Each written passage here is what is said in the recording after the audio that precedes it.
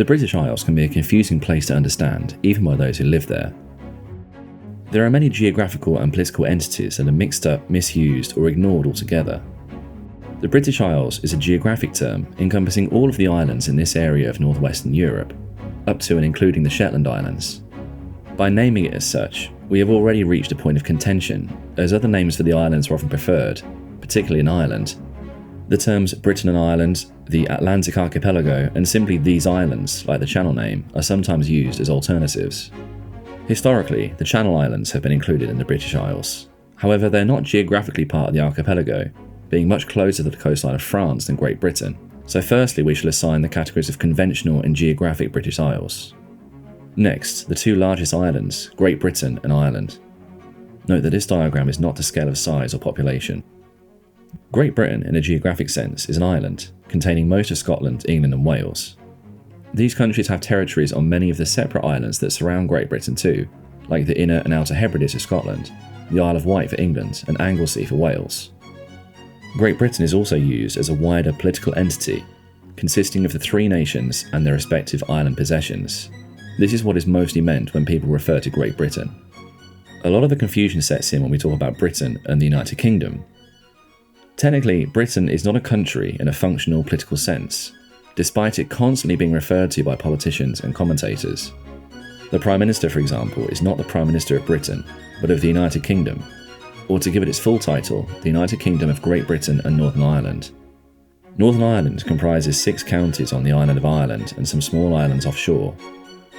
Despite not being on the island of Great Britain, this region is often referred to when politicians use the term Britain. Terms like Brexit, the Great British Pound, the British Armed Forces, the BBC, and Team GB are all used with a convenient shortcut in their naming, as they all affect or cover the entire UK. Even the demonym British really refers to the entire UK, although sections of certain societies prefer not to use the term, particularly in Northern Ireland. This brings us on to other questions concerning the United Kingdom's constituent countries. England, Scotland, Wales and Northern Ireland are not sovereign states and are not recognised individually by international organisations like the UN. There are some exceptions to this, the most well known being in international sport, where for several sports the 4 countries are represented by their own teams. So why are they still referred to individually as countries if they're only part of a larger one? This essentially comes down to cultural identity. Any brief study of British history will show both connection and contention between its various regions. Unique heritages have promoted pride in these regions. Despite not being sovereign states, each country, and sometimes smaller regions within them, have flags, unique customs, traditions, music and languages, some of which have been saved from extinction through revival efforts. Scotland, Wales and Northern Ireland have some autonomy, having their own parliaments to pass laws that affect their own constituent countries only. England has no parliament of its own, but contains the UK Parliament located in Westminster, London.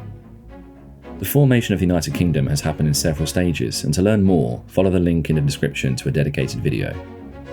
The UK is one of 2 sovereign states in the British Isles, the other being Ireland, sometimes referred to as the Republic of Ireland, but officially named just Ireland, or Éire in the Irish language, although the Republic is a useful term in differentiating between politics and geography. Until 1922, the entire island of Ireland, along with its offshore islands, was part of the United Kingdom.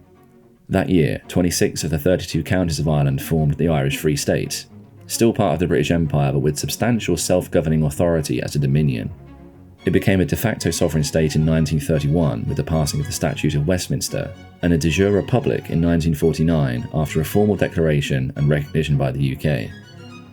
The name changed from the Irish Free State to Ireland, or Éire, in 1937 under the newly formed constitution. The Republic of Ireland lay claim to the whole island in its constitution, but this was never a de facto reality. With the signing of the Good Friday Agreement in 1998, this claim was dropped. So that explains the 2 main political entities of the British Isles. But what about the others, namely the Isle of Man and the Channel Islands? The Isle of Man has been ruled by Gaels, Saxons, Vikings, Scots and the Norman English. In 1765, it was bought by the British Crown, but never incorporated into the United Kingdom. The autonomy of the island is perhaps a result of its geographic position, its 1,000-year-old parliament, the Tynwald, and the fact that land was never truly conquered, but purchased and ruled through various lords of man. As such, it has the status of Crown Dependency. It is not a sovereign state, Neither is it part of a sovereign state, but it is ruled by the British monarch. The Channel Islands have never been incorporated into the UK.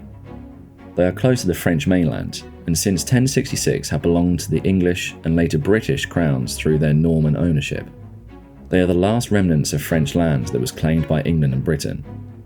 In the 13th century, they were split into two separate jurisdictions called bailiwicks, ruled by, as the name suggests, a bailiff, though at present there is also a lieutenant governor to act as liaison to the UK monarch. The bailiwick of Guernsey consists of the islands of Guernsey, Alderney, Herm, Sark and other smaller islands, whereas the bailiwick of Jersey covers that island alone. Both the Isle of Man and the Channel Islands fall into the category of Crown Dependencies, and like the name suggests, they are dependent on the UK for various things, such as military defence and international diplomacy. There is also the question of citizenship, and since they're not sovereign states themselves, their citizenship comes from the British Crown. Natives of these islands are considered British citizens with British passports. However, the islands exercise a significant degree of autonomy, having their own parliaments and their own systems for tax, legal proceedings, law enforcement, immigration, and more. Since these islands are connected to the British Crown but not part of the United Kingdom, they also come under our last category, British Islands, which doesn't quite make sense as a geographical term since it includes only part of the island of Ireland.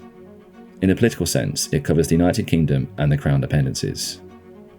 The complexities of the British Isles reflect its nuanced histories, and while terminologies can be confusing, they reveal layers of cultural identity, political evolution, and the enduring legacy of ancient and modern unions.